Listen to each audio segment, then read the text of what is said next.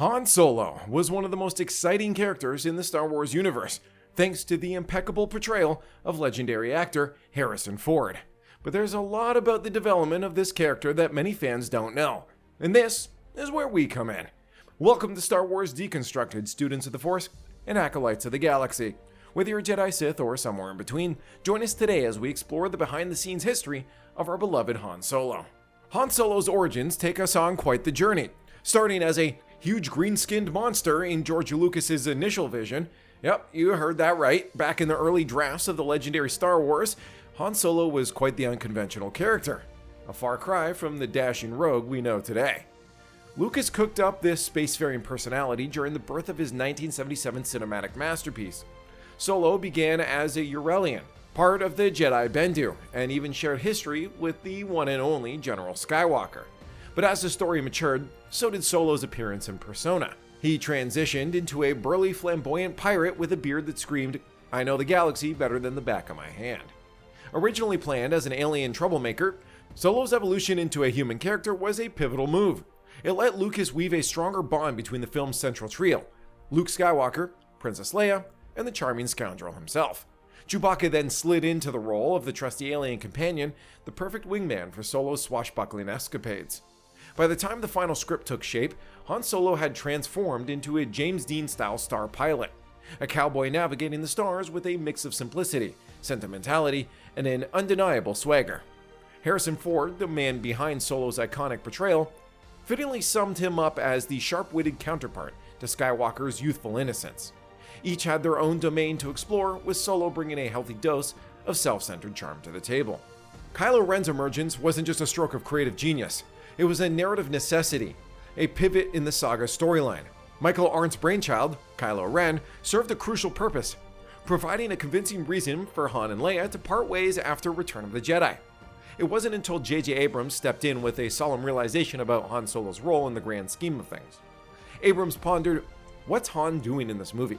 He sensed that without something weighty and irreversible happening to Solo, he'd merely be a charming accessory, a fantastic, alluring piece of baggage without much evolution or story propulsion. So the decision crystallized. Han Solo's fate had to change to evolve. His demise, though heart-wrenching, was a pivotal step in the saga's progression. By giving Kylo Ren the role of Han's son and tying his journey to Darth Vader's legacy, Abrams crafted a storyline where Han's sacrifice wasn't in vain. It wasn't just about the character's exit, but also about paving the way for a worthy successor to the formidable Darth Vader. Harrison Ford's take on Han Solo speaks volumes about the character's appeal. Ford beautifully summed it up, highlighting how Solo's charms lie in his relatability, an element that resonates deeply with audiences. His resistance to being entangled in the mythos and his distance, those traits made him someone we could all connect with. Lucas had a specific vision for Solo, one that required an actor with presence, chemistry with Skywalker, and a touch of world-weary cynicism.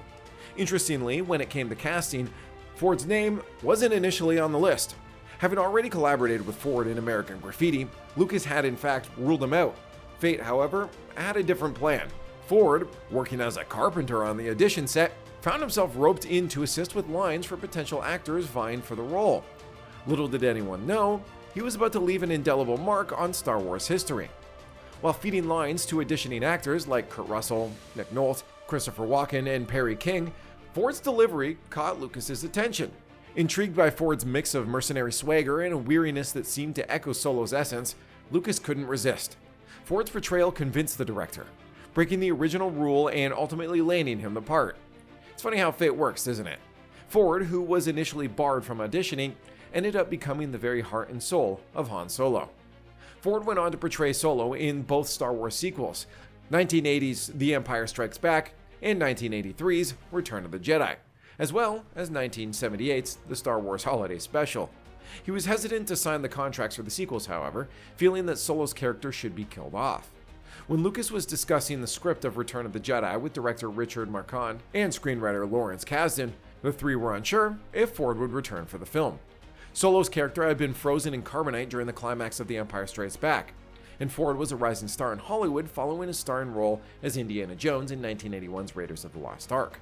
Ford himself saw the room for an emotional sacrifice, envisioning Solo giving his life to save Skywalker and Leia. He felt Solo had no tangible connections or obligations to the narrative, making his death a resonant choice.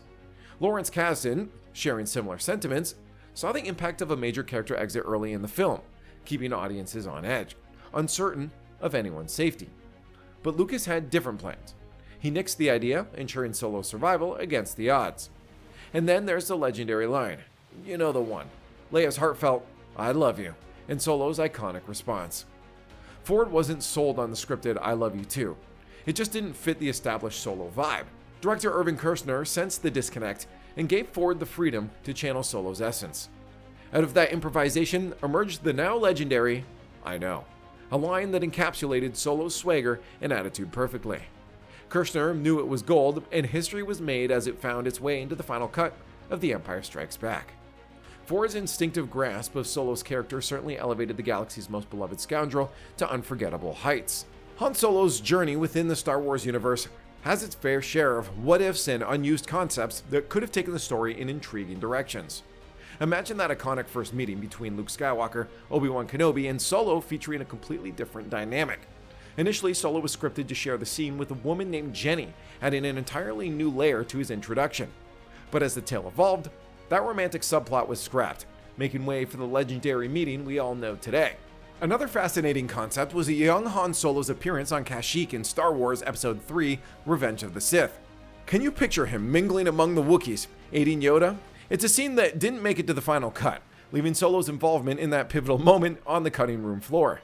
However, a semblance of this idea did resurface in Star Wars The Clone Wars, through the character Jabo Hood, albeit without the Solo charm. Interestingly, George Lucas put the brakes on incorporating Han Solo into the Clone Wars, barring the possibility of his appearance when the show was being conceptualized. This restriction remained in place throughout the series' run, keeping Solo's escapades separate from that particular storyline. The behind-the-scenes decisions for The Force Awakens brought about some intriguing discussions about Han Solo's fate. Initially, there was an alternative vision for how Kylo Ren would confront and ultimately end Solo's journey.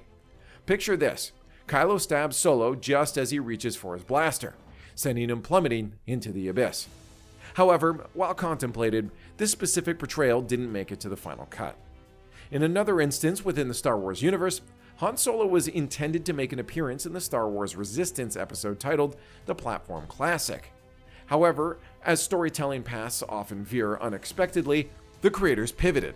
Instead of Han taking the spotlight, the focus shifted to Jarek Yeager's character, paving the way for Marcus Speedster to step into the episode, altering the intended trajectory of Solo's involvement in that narrative. Returning to portray Han Solo in The Force Awakens was a surprising move for Harrison Ford, considering his previous indications that he was unlikely to step into the character's shoes again. The portrayal of Solo's demise had a weighty impact, especially for Ford. Yet, when asked about Ford's emotional response to the character's death, J.J. Abrams shared that Ford seemed unaffected by the event. Abrams recounted the chilling atmosphere on set during the scene's filming. The interaction between Ford and Adam Driver, who played Kylo Ren, was deeply impactful. It transcended mere acting, invoking a sense of disturbance in the director as he witnessed their portrayal. Their performances were so immersive that Abrams found himself momentarily forgetting the fictional dynamic between the characters, feeling the connection between Solo and his on-screen son. Following Solo's tragic exit from the Star Wars saga, Ford expressed a sense of closure, mentioning that he was finished with Star Wars, if the franchise was finished with him. He left the door slightly ajar, acknowledging the nature of science fiction where anything is possible, albeit hinting at the unlikelihood of a return. Despite his earlier indications, Harrison Ford made a surprising return as Han Solo in The Rise of Skywalker, albeit in the form of a Force vision, and his appearance remained uncredited. Convincing Ford to reprise the role was a relatively straightforward task for J.J. Abrams. He shared that it involved a meeting where they discussed the character's utility and intention within the narrative. In Abrams' words, Ford is someone incredibly thoughtful about his craft, always seeking to comprehend the purpose and utility of his character. They had a thorough conversation outlining the role and intentions behind Solo's appearance in the film. Abrams elaborated on the discussions and even sent Ford the pages related to the scene they had in mind. Ford grasped the essence of the role and, true to form, delivered a wonderful performance in the film. If you enjoyed this video, please subscribe to the channel and watch the next one.